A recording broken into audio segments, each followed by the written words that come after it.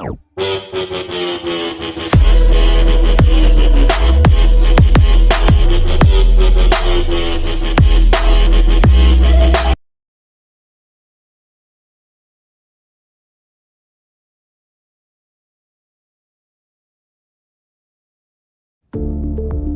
Friends, நம்ம இன்றைக்கி சோள தோசை எப்படி செய்கிறதுன்னு பார்க்கலாம். அதுக்கு தேவையான பொருட்கள், இந்த சோள தோசை மாவுலேயே நம்ம சோள பணியாரமும் செய்யலாங்க.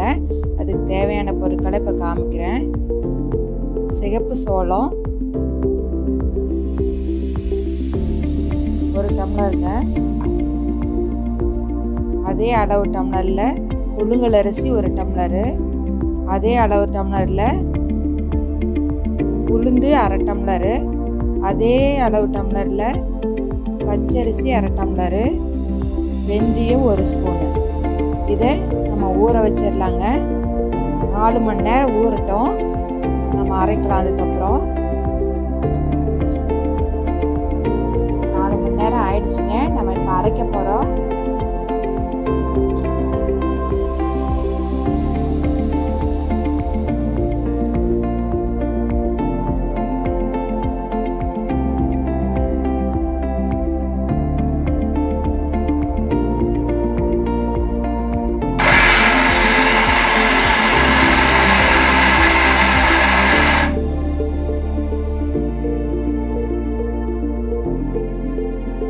அரைச்சாச்சுங்க. அதுக்கு தேவையான உப்பு போடுறேன். 1 ஸ்பூன் போட்டுக்கிறேன். அதை கரைச்சிட்டு நம்ம தோசை ஊற்றலாம். நம்ம பணியாரம் ஊற்றுற மாதிரி இருந்துச்சுன்னா வெங்காயம், கருவேப்பிலை, கொத்தமல்லி, பச்சை மிளகாய் இதெல்லாம் போடணும். நம்ம இப்போ தோசை தான் ஊற்ற போகிறோம். தோசை ஊற்றக்குள்ள பார்க்கலாம். மாவு கரைச்சி வச்சு 4 மணி நேரம் ஆச்சுங்க. குடிச்சிருச்சு பாருங்க. அளவுக்கு இருக்கணும். இப்போ தோசை ஊற்றி காமிக்கிறேன். தோசை தண்ணி பற்ற வச்சாச்சுங்க.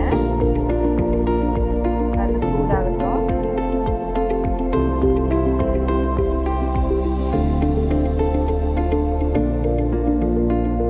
கொஞ்ச நேரம் காயிட்டோம்.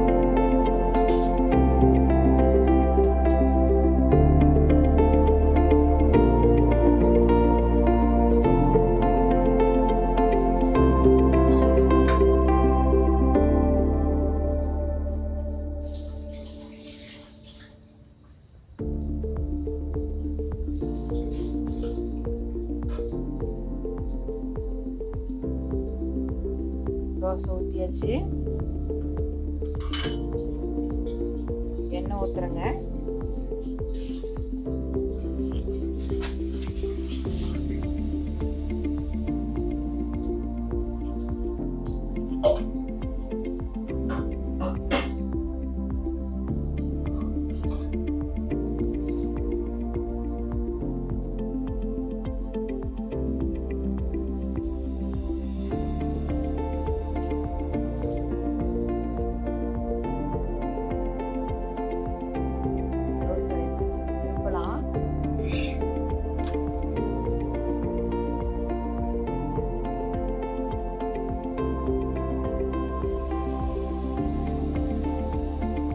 சோள தோசை சூப்பராக ரெடி ஆயிடுச்சுங்க.